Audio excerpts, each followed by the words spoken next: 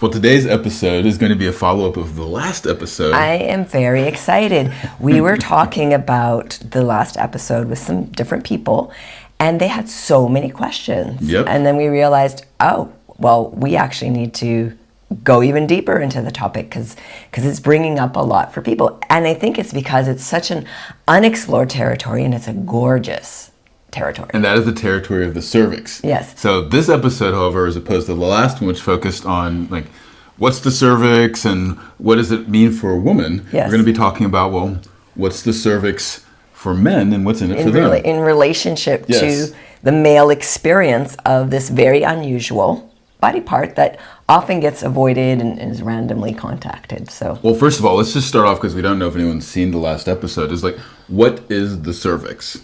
So, cervix in Latin, it basically means the neck. In fact, in Spanish, it's el cuello del útero. Is like what it'd be like. So it'd be like the neck of the uterus, yes. Which basically is the neck of the womb. So the cervix is actually an internal organ. Interesting because there is the neck, but then there's what I refer to as the cervix is the mouth of that neck. So the cervix itself, and most people, when they think of the cervix, they're looking at it from a place of reproduction. Like, oh, this is the part that dilates right before the baby comes out. And it even like turns blue, in fact, when a woman is pregnant due to the extra blood flow and everything else. So, in fact, that's how midwives will know that.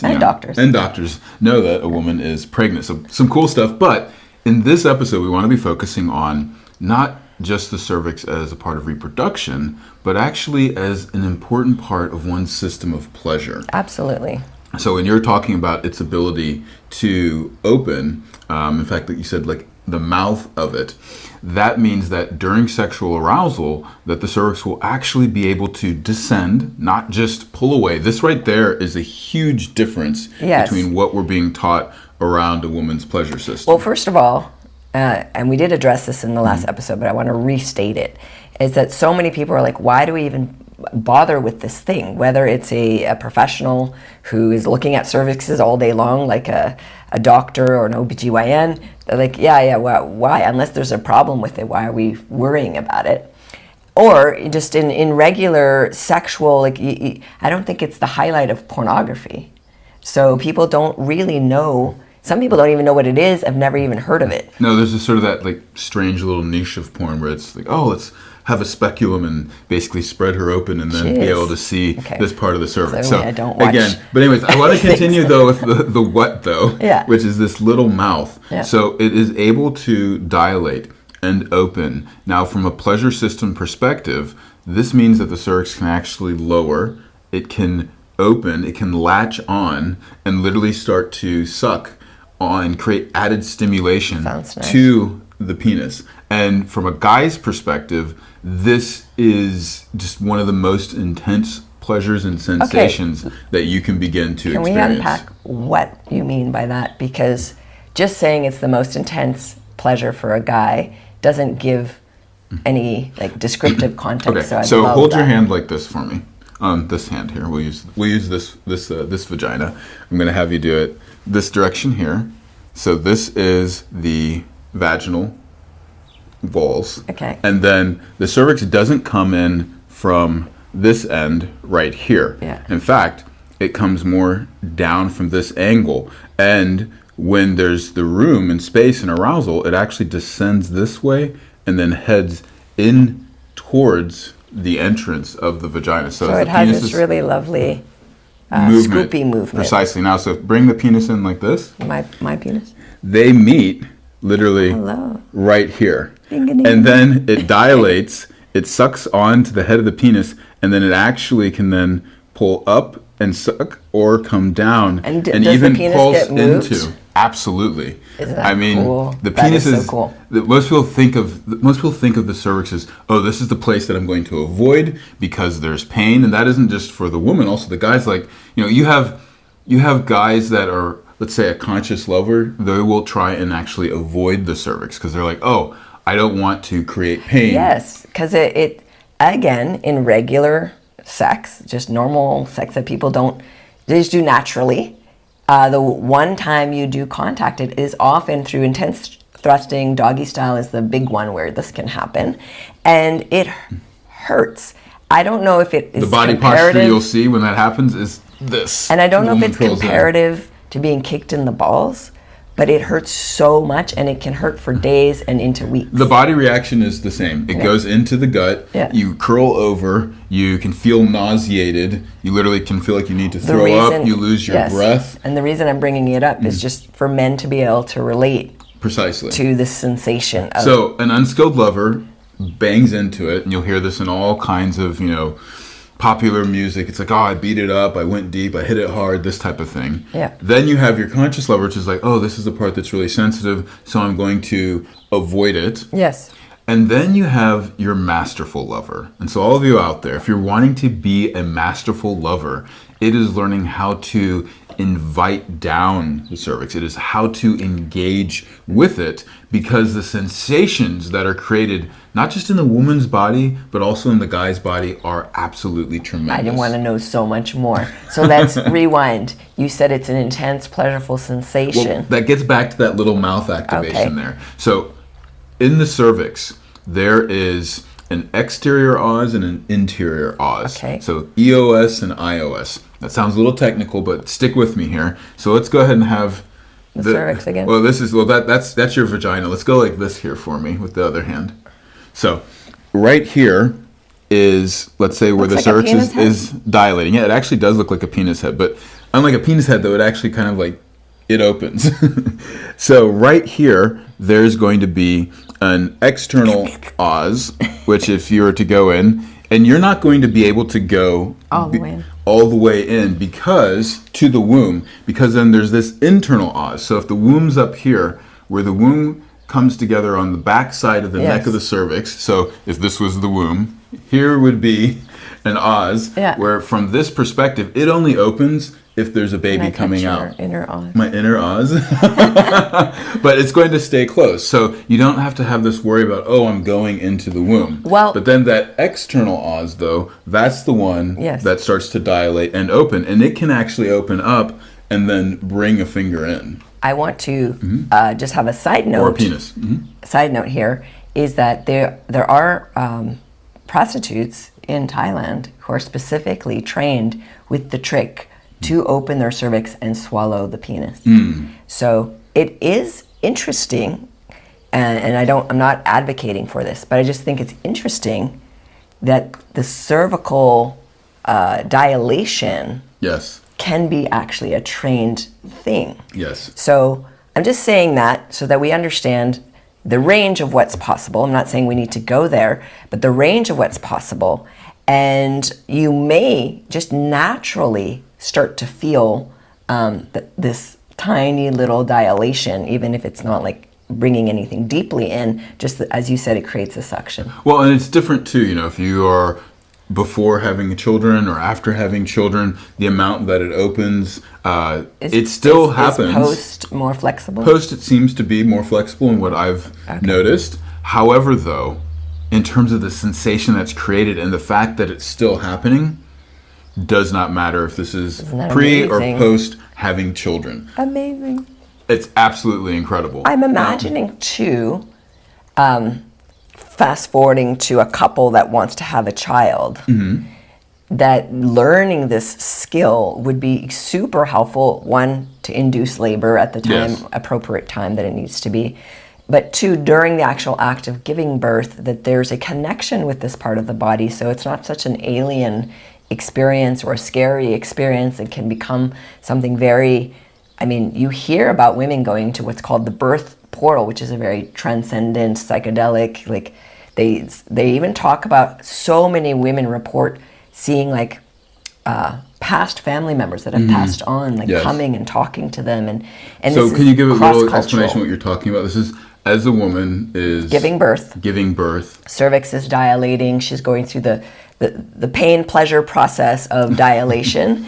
And I say pain pleasure because a child's coming through. A child is coming. Which, by the way, is mitigated by sexual stimulation. Yes, and if you want to induce labor and it's not coming, you want to have sex and you want to get stimulating that cervix. Yes. So I'm just saying it's a really amazing gift of humanity that we don't really tap into it, but if we could, we make sex more fun. We make monthly periods probably less painful, I imagine. I would not say probably. That is absolutely what I've noticed in my work, working with over 1,000 women, that when this cervix has that ability to have the freedom to move, then not only is there more choice in terms of meeting a penis, meeting whatever is coming in to create pleasure, but that movement then creates easier movement during the monthly cycle, which means that you have not just pain-free periods, but pleasureful periods. Also something interesting, and it's blamed on hormones, but I really feel it's also blood flow. Yes. And so for postmenopausal women, there's this thing where the uterus shrinks and then all these issues are happening. But I think if you are in the practice of breathing and mobilizing this area and always having blood flow there, I'm imagining you can at least not necessarily delay, but kind of lessen the amount of it's just atrophy. The same thing that you have with working out. If you do not use your muscles, then they atrophy. Yeah, if you have any part of your body that is not getting proper blood flow, it will atrophy. Yeah. And that becomes more important as we age. But the beauty of it, though, is if we continue to do it as we age, it becomes even more robust. I have to say, things are only getting more amazing for me. I just have to say. So, but I want to go back to the male experience. That's what I wanted to talk about as well. And because this episode's really like, guys, why would you do this? What's in it for you? And ladies, if you have a partner and they're kind of like not that interested in this might give you some insights on how it could become more interesting for them. Yes. And so where I want to come from is not me as a skillful woman who's learned all these things and I can bring this experience to a man. I want to hear, what if I have no skills? Yeah. What if it's a one-night stand and you are very skilled because you've learned about the cervix, you've interacted with it, you understand your own cock in a very particular way where you can invite these things. I mean, suction sex is essentially like an amazing tool for this. I would love to hear that perspective. And I know we're going to share more stories in the explicit side, but if you have something, like where did this interest begin for you? How did it really, I mean, I know that I and also your past partners have said, you're obsessed with the cervix. I know that they never had a partner so focused on that area of the body. So what was it for you specifically that lent to this interest? Well, to answer your question immediately before then stepping back a second, I would say that I wasn't obsessed with the cervix. I was obsessed with the sensation that it creates in my body, as well as then the experience it provided for my partner. Can you describe that sensation? Because you've alluded to it a few times. And just imagine, I've never had chocolate cake, and you love it, and you eat it, and you just know it so well. How would you describe it? So the sensation of interacting with the cervix is one that starts, at least for me, begin to bring in my journey down the path of like what are energetics. Let me rephrase that again. When I started to interact with the cervix, I would feel an electrical charge. I would feel intense amounts of heat going through my body. It's where I started to really begin to feel what it was like to have one body with the other person with whom I was in a sexual experience. So my boundaries, not in the sense of I need to protect myself, but my edge of like, where do I begin and the other person starts? That's where mutual pleasure, that's where these non-dual states and the bidirectionality. The non-dual states begin to start. And really, yes, understanding that penetration is not just a one-directional experience, but bidirectional. Okay? So we're going to be going into the members area where we talk about the how to do this, but just to drop you all a quick little note here so that you can know the techniques and really the general understanding of the system of pleasure and how to interact with it is that, first of all, the thing that is going to make you an extraordinary lover is not about who you are and what you do. It is about what you can bring out of the other person and who they can become during that experience. And then when those two meet, all of a sudden, your penis size doesn't matter in the sense of this works for a person that has a small penis or a large penis or a medium-sized penis or a left or right curving one or a twirled one, whatever it might be. Because you learn how to invite the cervix down. You learn how to interact with it as opposed to impact it. And that's another important distinction. The cervix is only going to be brought into its full erectile function when it is then invited to come down. And to do that, it's not about plowing forwards, but actually using movements that bring it down. And that's a huge game changer. So the man, how his biomechanics, how he's literally thrusting or moving or however he's moving, affects inside the body whether the cervix comes down or not. So there is the body mechanics that he uses. There is also then the psychological space that he creates by engaging the woman's mind as well. So is that partly like safety and eroticism? And then there's the emotional component. So that emotional component is what creates the trust. The psychological component is that she essentially loses like the inhibitions of, maybe it's like the shame or whatever else it is, and can just be in the experience. And all of that happens from the sensation that's generated by using different body mechanics than you encounter in porn, where essentially the woman is a passive receiver and the man is a careless, just get what I want, versus being an adaptive giver to her being an active receiver. My desire for all of humanity is for them to realize that friction sex is it's even worse than McDonald's. Yes, it's readily available. And maybe for a few moments it tastes good, but then it's just kind of not satisfying and kind of leaves the body eh. So to understand that with very little training, to be honest, because our study showed that when people just did something once, they already had a huge transformation. So this is really just a lack of know-how, and that's not on you. That's on how you were raised, how sexual education was made available, and then the living examples that we get to witness through media.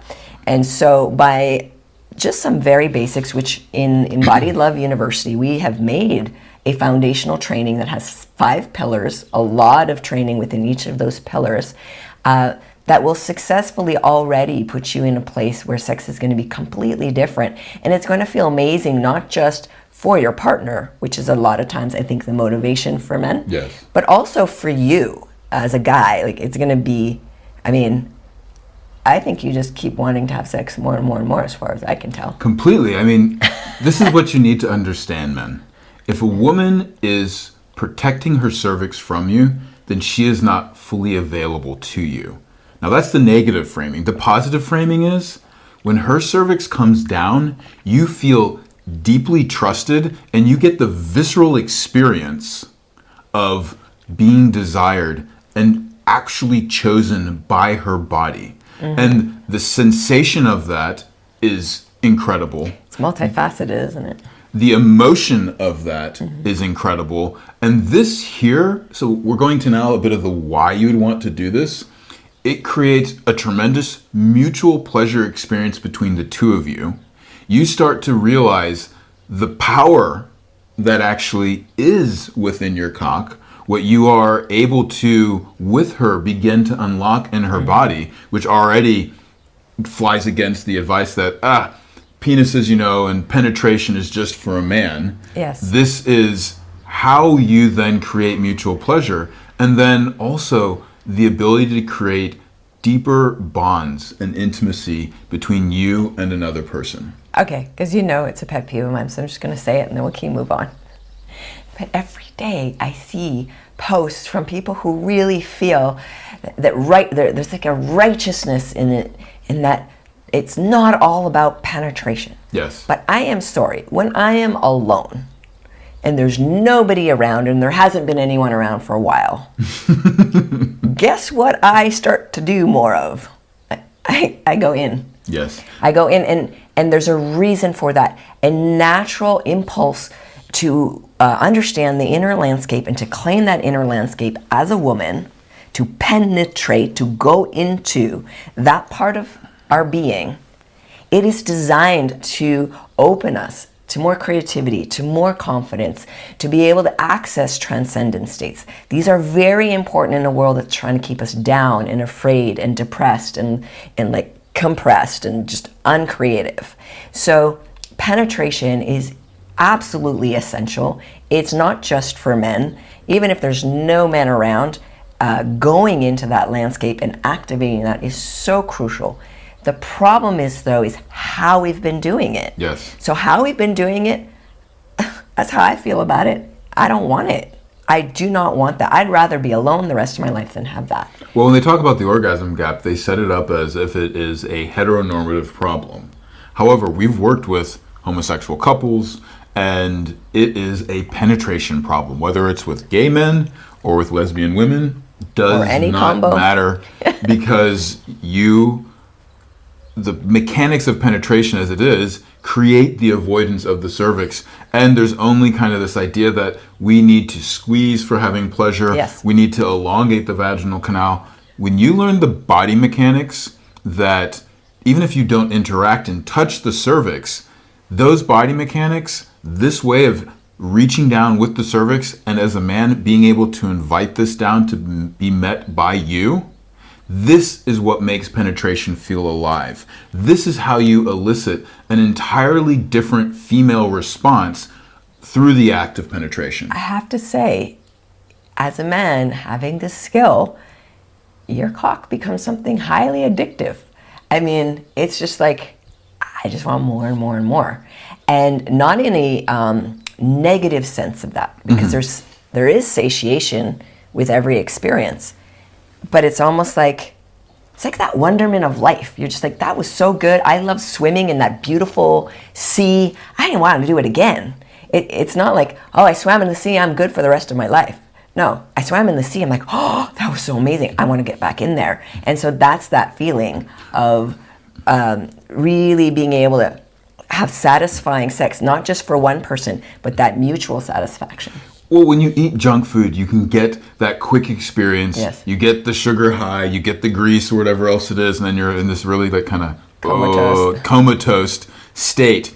Versus you eat a really nutritious meal, and you're like, oh, I have the energy I need. My stomach feels great. My mouth is singing because it was so tasty. And you want more. Whereas after the fast food one, you're like, what did I even want? I can't even look at that anymore. Whereas if it's a nice, nutritious, delicious meal, it actually leaves you desiring to have that meal again, while at the same time being satisfied with the experience. Yes. And when you begin to engage with the entire CUV complex, the clitoral, urethral, vaginal complex, as well as the cervix and the womb, then that becomes a mutual experience of pleasure. Penetration comes alive for both parties. Absolutely. And you are left desiring and being in awe and wonderment of your partner both ways. Yes. I want to talk briefly before we go into hows and all of that. I want to talk briefly of the kind of the deeper impact in the psychosexual aspect of people knowing how to do this, whether it's a solo woman who really has control of her body, she's learned her mechanics, so she, in any sexual experience with anybody, can create her own delicious experience and be satisfied with that, even if there's zero skill with the other partner. Reverse. The man is very skilled. He comes into any situation with any partner, whether it's his beloved of 50 years or a one night stand situation. There's a skill set to create beauty, to create intense levels of pleasure that are off the charts. There's no charts measuring those. It's like you break through those charts. There's no more ceiling. You have no idea what's going on. It's amazing. And then that person, whoever you're with, looks at you pretty much like a god. It's like, what just happened. I have never in my life had this experience. And whether it's your one partner going, whoa, we've never been there before. What just happened?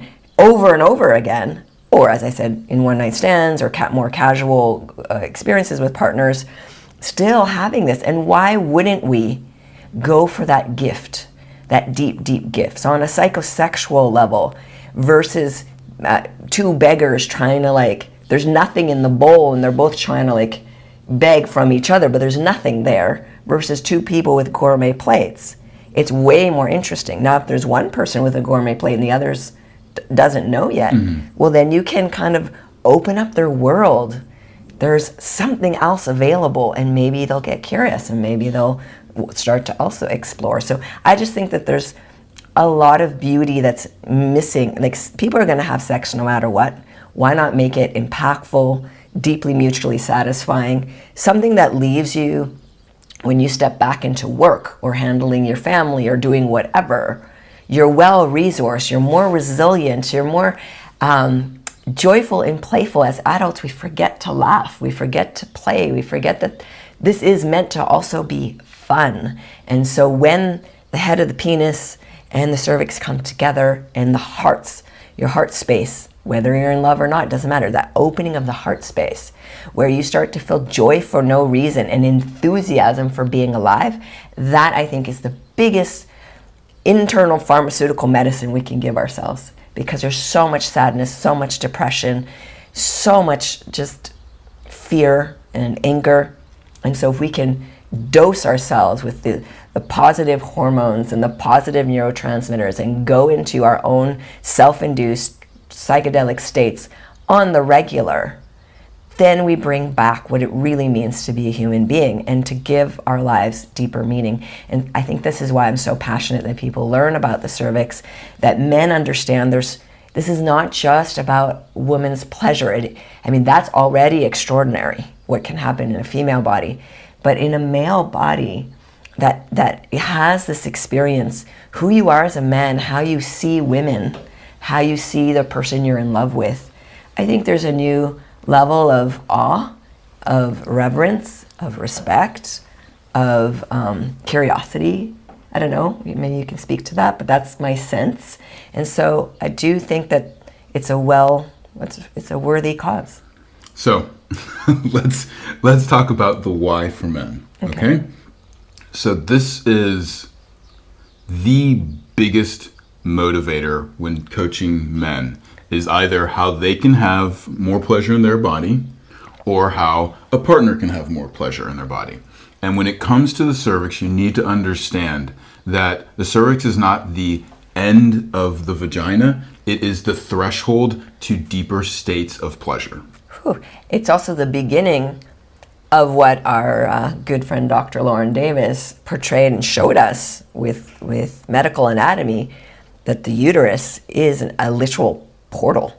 How it's designed, all the ways in which there's interconnectivity with all the different tissues.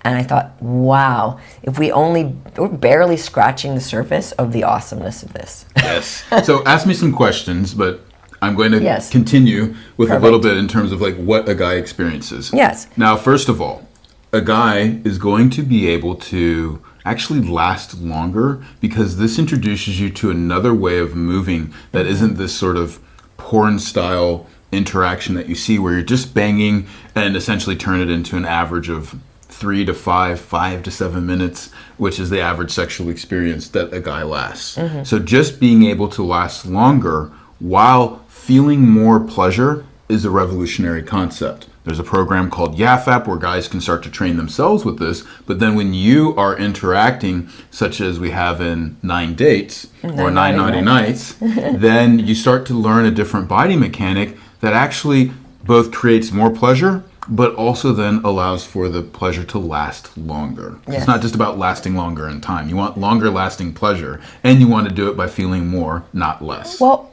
as a guy, say you're on a mission. You want to build your empire. You want to have enough to provide for whoever, and you're just on a mission. You're mission driven. A lot of times, mission driven men they have this attitude of, I can have any woman I want and whenever I want, and I just take what I want and I'm done. So why would that type of man who's really driven want to take the time to have this kind of, how is that going to impact his mission? And so give me the question again, because you're asking me if a guy doesn't really have great intention, he just wants to have sex with as many women as possible? No, specifically a man who's on a mission. So he's not thinking about being a lover, he's not thinking about being a father, he's not thinking about being a boyfriend. So you're talking about a man who has a life calling. Why would he want to interact with the cervix? Well, yeah, and they're obsessed. Like they're mission driven, they're working 80 hours, whatever, a week. I don't know what the thing that they're doing, but it's intense. Why would then they take the time to learn this? How is this interaction with the cervix, in the way that we're describing, going to enhance and support his mission? Here's how. It taps you into an energy source that you have never experienced before. And that energy source is not the type that blinds you, it is the type that opens you to creativity. When your emotional centers are open and you can actually feel and sense more, you'll be taking in new perspectives of information that you wouldn't have considered before, that can systemically change your approach and what you're doing in a way that becomes transformative. So to give a parallel example, some people will go on psychedelic journeys, they'll go through ayahuasca, MDMA, psilocybin, cannabis, some people even with ketamine, to then get their minds open so that way they can see things from other perspectives. I mean, Steve Jobs was notoriously known for when he was talking about, creative ideas and someone chimed in, he essentially says, like, have you done, I forget if it was either MDMA or ayahuasca, and when they said no, he's like, then shut up, your opinion doesn't matter. Now, I don't necessarily agree with that, but I can tell you the psychedelic trance-like states that naturally get induced during these type of sexual experiences opens you up in the same way. So I want to pause. So what you're saying is not just the woman experiences the psychedelic states. You, through engaging directly with the cervix, can start to enter into those states yourself. That's a really important distinction. So you're not doing all of these things just for her.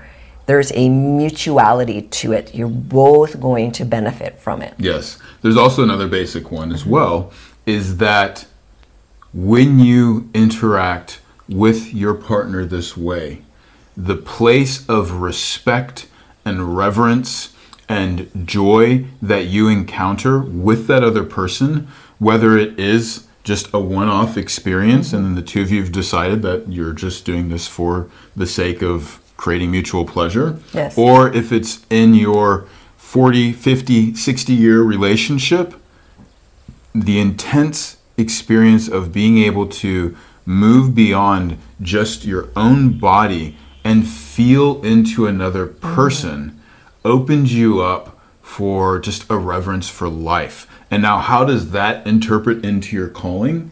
It starts to include all people. You then start to go, okay, this is maybe why I'm using my product or why I'm doing the calling that I'm doing. But then you go, this is how it serves the world. And when you can start to think, as Joe Polish says, what's in it for them, that's when then you start to go to whole new heights of success in your calling, in your business life. So being able to have this mutually shared experience with another person via penis connection to the cervix is how you then viscerally, physically, on a carnal level, feel what it's like to be in their body, and you start to experience, okay, this is what's in it for them in the world, but not as a person that's removed from it, but as someone that's participating in it.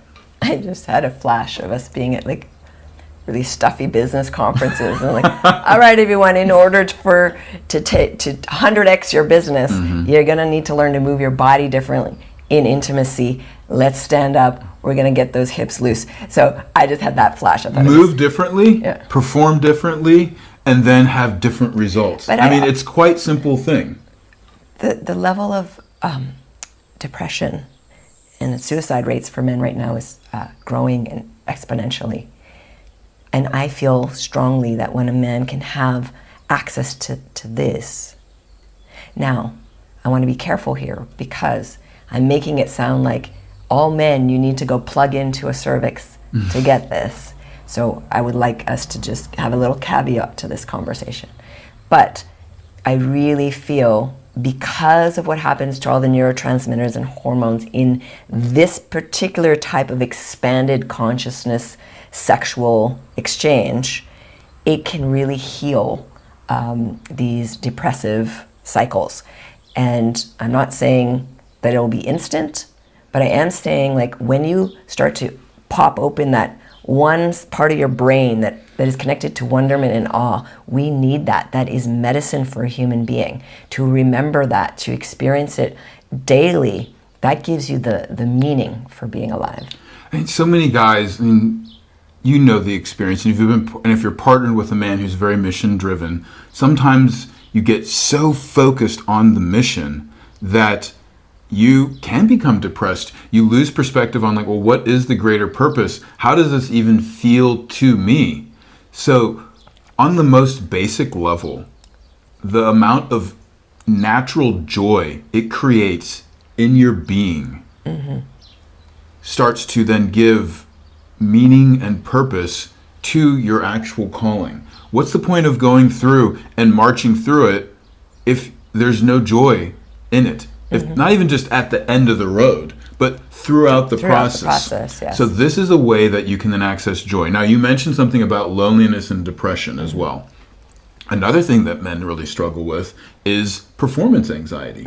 Am I big enough? Am I too big? Do I match this person? Can I keep it up long enough? Do I come soon enough? Like, you know, there's all of these issues that come on. I mean, like, the number one reason that is growing in the population of the world with men for different types of erectile dysfunction is not physical. It's actually psychological. Yes. So that means it's performance anxiety, and it's happening, the quickest growing rate is those under the age of 40. Yes. So if you are a young man who is driving yourself to succeed, and you are then stressed out from life, stressed out from work, 100% focused, you're at the gym, you're doing your things, your body's in a tight state, then you are likely going to have a much higher chance for performance anxiety, also premature ejaculation, and on the other side you can get hit with it as you don't feel yourself and then you have delayed ejaculation. The beauty of interacting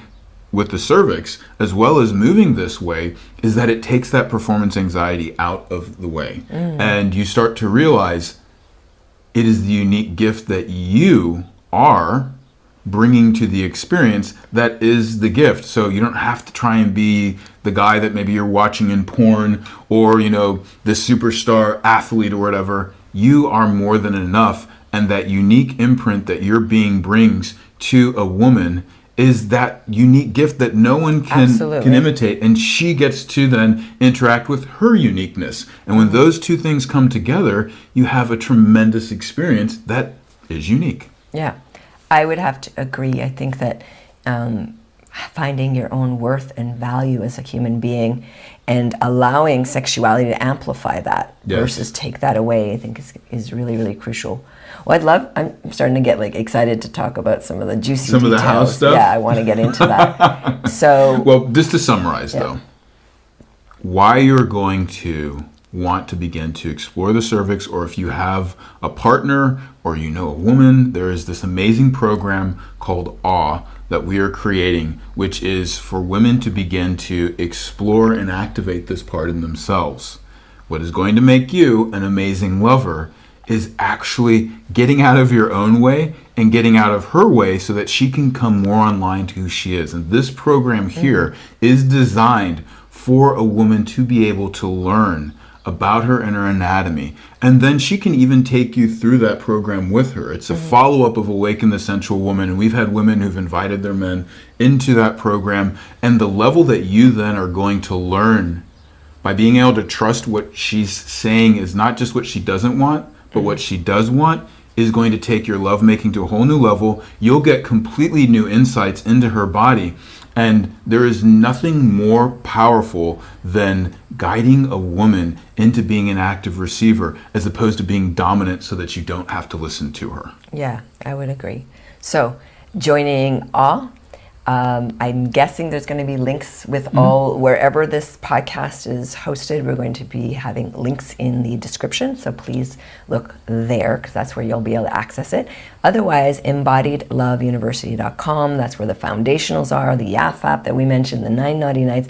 We have so many amazing programs to help human beings just have a lot more fun in this arena of life. And there are hours of very high impactful content that is free, because we believe this is a human right, which it actually is.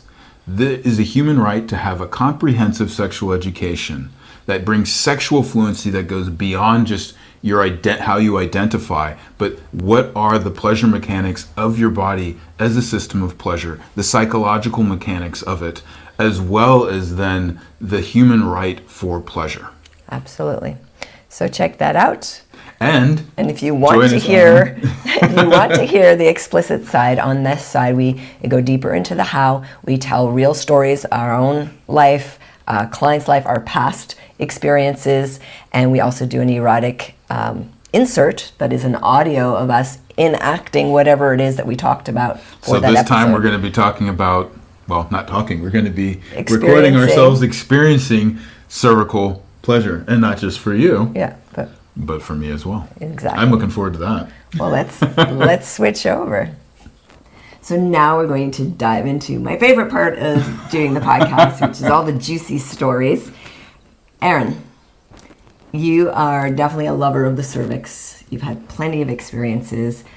What was an experience with the cervix that made you go, I just want more of that? Wow, what is that? Man, how do I even choose an experience? Because in some sense, the way that my self dissolves and the other person's dissolves and our pleasure becomes one, all of the experiences also become one. I feel that you tap into this timeless space. But let's go ahead, and it was, I was working with women using intravaginal touch with de-armoring in sessions to help deal with all sorts of areas of pain and trauma. However, at the same time, I was then looking, well, how does this actually impact the way that I would have sex with my partner? Because as you learn, there are all these sensitivities that a body has, and you need to be very aware of when a person has trauma. But through that, you're able to start to go, well, these are the specific things that just help anybody open into deeper states of pleasure. So not just releasing pain, but opening into raising that ceiling or moving beyond the ceiling of pleasure. So it was probably about 3 years into my relationship with a beautiful woman in Denmark. And we are in the bedroom, and I remember touching this part of her body and starting to use my hips in a way that would elicit and bring down the cervix. And when I connected to this part of her, it was as if there was heat that moved through her body, heat that moved through my body.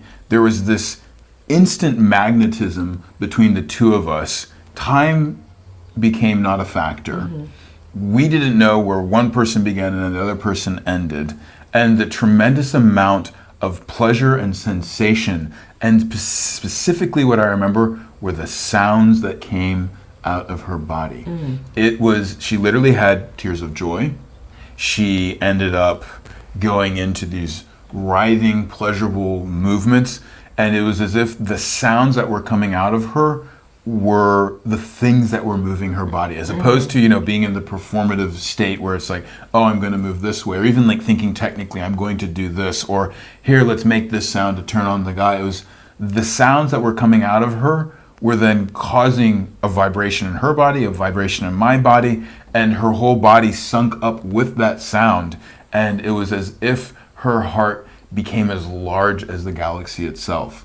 And the amount of glow then that she had, her eyes were glassed over, she had this big smile, she was in a state of breathlessness, and myself, I was swept into that as well. And I don't know who was riding whose waves of pleasure at that point, but the sensation, the experience, the emotions, the connection that we felt was just beyond words. It's so amazing. Yeah. I want to know a little bit more, because this episode is to really help men understand like what's in it for as a guy. Did you have to learn to move differently, or were you always moving this way, or what kind of happened in your body when you started to figure out, oh, if I do this, the cervix comes to me versus... So in the sessions that I was doing to help women relieve pain, whether it was period pain, whether it was past trauma, the way that the cervix was being stimulated was not just this banging in. In fact, it was not that at all. Yeah. Instead, it was establishing a connection, getting the cervix to actually come down and move towards the person. This is what I was using with my fingers. Yes. As well as then the ability to stimulate it 360 degrees around, and then being able to swish over the top side and the underside, the left side to the right side. And so as I was noticing the impact that this had doing with my finger, I was like, well, how would that happen during a sexually penetrative experience? Yes. And you're a sex nerd, so you got curious. So I got curious. But the beauty of it was that it wasn't such a mental thing, is that once you then go, okay, well, if I move my hips in this way, this is creating that effect. The sensation itself started leading to more discoveries, because it's like, this feels really good. There is a suction seal that gets created, not just between the penis and the entrance to the vagina, the third of the way into the vagina, 2/3 of the way into the vagina, into the depths of the vagina, but between the head of the penis and the cervix itself. And so once you can create that suction seal, as well as then begin to maintain the suction seal while going into deeper states of pleasure, your body will start to naturally move in a completely different way. Yes, I love that. Sounds really yummy. Well, we're going to have fun doing that erotic recording. Ooh, yes. I'm very curious. So one of the questions that we received is, okay, this is all fine, but it sounds like there's a lot of prep and there's a lot of things you need to do and a lot of techniques you need to know. How does this work like in a quickie for us busy people? Well, for a person who is busy, I want you to know this, and this is a huge piece of advice that you hear out there, that a woman's system of pleasure she can't reach orgasm or truly go into it until you stimulate her for over 45 minutes minimum. It was 21 minutes and now it's gone to 45. And now I'm starting to see an hour. Okay. So I do love to receive pleasure for that long. I think some of that is just what's happening with the woman's body. Is she just lying there and not breathing and like holding? Like, because if it takes that long to get any sensation anywhere, there's something there. And so that's a separate issue, I think. If a woman is not going into deeper states of pleasure or can't reach orgasm until after 45 minutes, then one or both parties are doing something wrong. Yeah. And I want to explain that. Not to shame anyone, but wrong is that you don't know better, and if you knew a few things, everything would change. Yes. And this is the caveat I want to say on you're doing something wrong. It's not that it's wrong often in the moment, though that's also likely the case, but you need to have already activated the body in a way that it stays aroused. Most people think a sexual experience starts from unaroused to then bringing into arousal, and so then then it can take the 45 minutes, which I would still say no. But if you are creating stimulation in this way, the baseline of engorgement, which is a measurable fact you can look at in terms of like how much blood is in a woman's pleasure system, as well as then how like juicy she's staying, meaning like how much lubrication she maintains, it stays at a higher level. So if you're going from 0 to nothing, then that, or from 0 and nothing to something, then that is going to take longer. But if you start to work in the way that is the system of suction sex, a woman's body maintains a higher state of arousal, which means then you can even have cervical quickies, meaning that you can start to go into orgasm, you can start going into deep pleasure states, you can start feeling these trance-like states just from contact or even from the moment of insertion. And that isn't just I feel a stretch and now it feels good for 30 seconds. But yes, like you're literally engulfing the other person into their universe. And so that means for the woman that she has a much quicker access as well as a longer maintained access to her pleasure. But then for the guy, you aren't like having to do this hours of work, like where your mouth has to be holding lots of pressure to stimulate the clitoris. I just saw this one little podcast episode that a guy's like talking about. You need to at least stimulate this woman for an hour, and then when you're doing the thing that's getting her to come, you need to continue holding that pressure. And he was just saying like it was a tiring experience, but you have to do that. And if you go to penetration right then, you lose the whole effect, and then you have to start over again. Wow, that's which is like so much work. No wonder why there's performance anxiety. And no wonder why a lot of people are like, why do I even bother with this experience? Yes, exactly. So that is why I say if you're doing this, it takes 45 minutes, then you're doing something wrong. That is the before part. You need to be bringing women into full erectile function. Mm-hmm. Most women are not in full erectile function. Throughout the sexual experience, even after the 45 minutes, if all you're doing is stimulating the clitoris, and then in addition, they're not staying in that state. It's like if you are a guy and you have an erection, you do not, let's say, ejaculate, or you've been just a while since you have, your cock is holding a lot of blood flow, a lot of sensation, but at least you've felt what it's like to have an erection. Most women are not. Most women are having the equivalent of a guy just having the head of his penis stimulated, and that's it, because all they're doing is they're stimulating the head of the clitoris. And sure, you can have an orgasm from that. You could get some pleasure from it, but that's not the same experience as if your entire cock is fully charged, fully erect. And so for the same thing for a woman, that you have her whole CUV complex as well as the cervix just inundated with blood, oxygen, and sensation. I love that, and I want to refocus on the male experience because we spent the other episode going very deep into. So if you haven't heard that episode, is it Cervix in the Sky? Or I forget. Yes, the one before this one. Definitely listen to that because there's a lot of details in that one. But I want to just ask, from a male cock perspective, is there any difference if you do just stimulate the clitoris? And when you do have full erectile female function, like, what is the difference? Is it a sensorial difference? Like, I'm just curious, why would it matter to a guy? I know what it matters to a woman, but why bother as a guy? Well, this is a hot topic. And I don't know if it's because we're in Greece here or not, but you're sweating. I'm starting to get a little bit, I mean, it's hot here, but I think it's also the topic. So let's go into this. For a guy, if you bring a woman into full erectile function, and aside from all the pleasures that it's going to bring her, from your own sensation, you start to feel what her vaginal walls feel like when they reach full engorgement. It literally suctions onto you. You get 300 degrees sensation. 360 degrees of sensation all the way around the penis. You get to experience a woman's pussy literally like a hyperbaric chamber.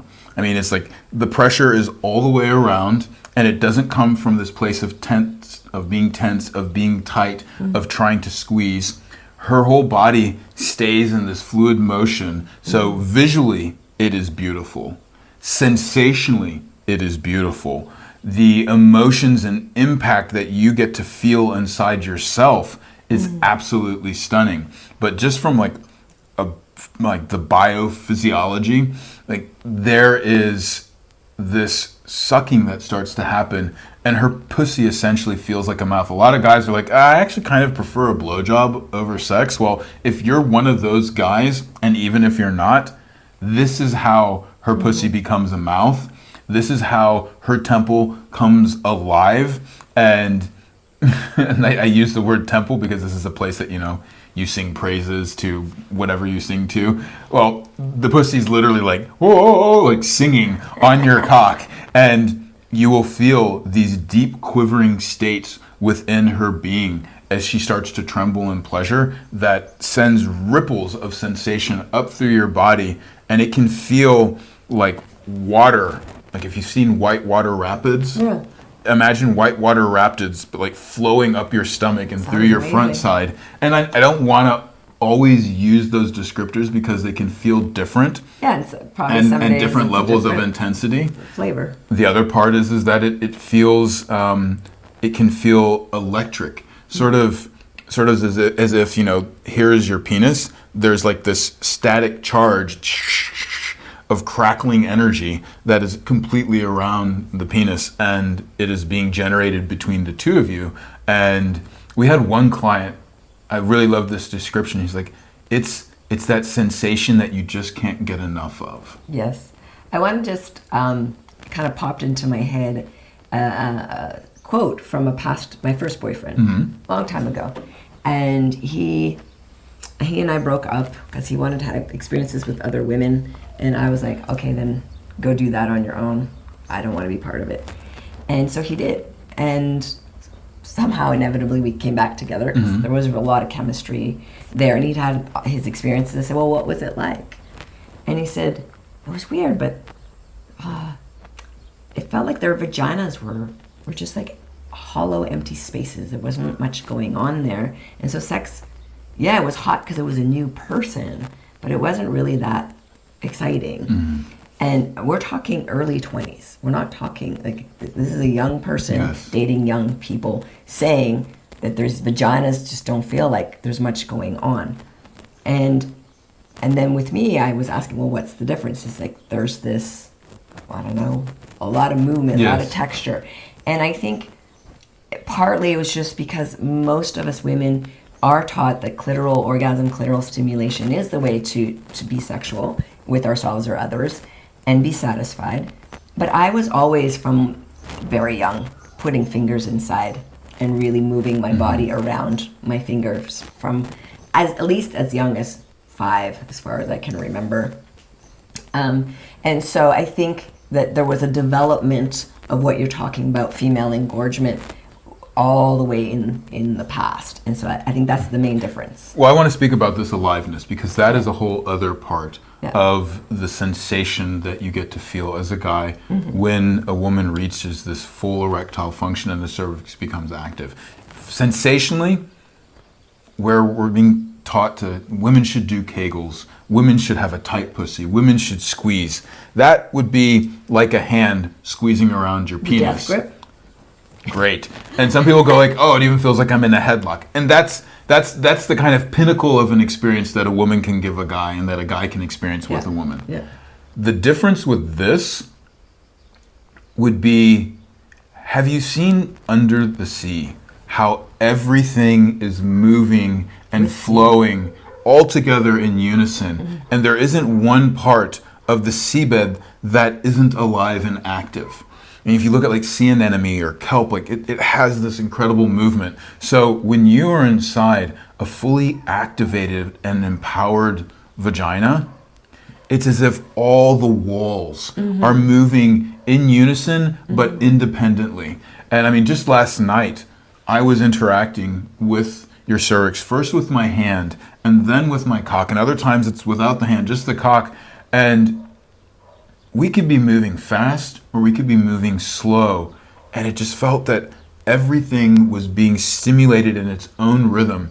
It was the difference between, a one instrument being played, an entire symphony of instruments. And so your pussy's pleasure became symphonic. It was absolutely incredible. And when you experience that, you go, well, forget this other model where, you can have an experience that at most is going to last this much time. Here, it could just go on as long as we wanted. We'd fall asleep and then still continue to wake up and be still making love.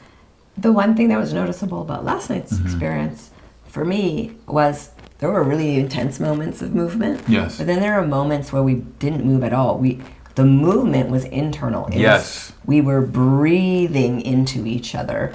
And in the breathing into each other, there was like these, I don't know how to explain it, just something opening up. Well, when you were breathing, it wasn't just okay, we're breathing together. We're doing some eye-gazing exercise. Oh, it's too dark for that. Every breath you took corresponded with internal movement that was happening. So breath itself generated sensation. Breath itself created more of this electro charge between our bodies. And ultimately, breath itself started to activate a magnetism between us where you could not help but vocalize your pleasure. And I was brought into vocalization as well, not just from the pleasure I was feeling through your body, but the pleasure that was moving through my own body. And then the emotions that were activated. It was just this deep state of love. There was a whole other level of reverence. This is the Gnostic path. If you gain this knowledge through experience. Through the direct experience. Through the direct experience of it. And the mechanics, which I think we can start to get into, as well as what to do and how to do it, we can go into that. In fact, I'm going to keep this part of the podcast in for the free side because this is more of the why that people need to hear. And then we'll dive into the how now. Let's continue this conversation into the explicit portion of this podcast. To do that, upgrade now.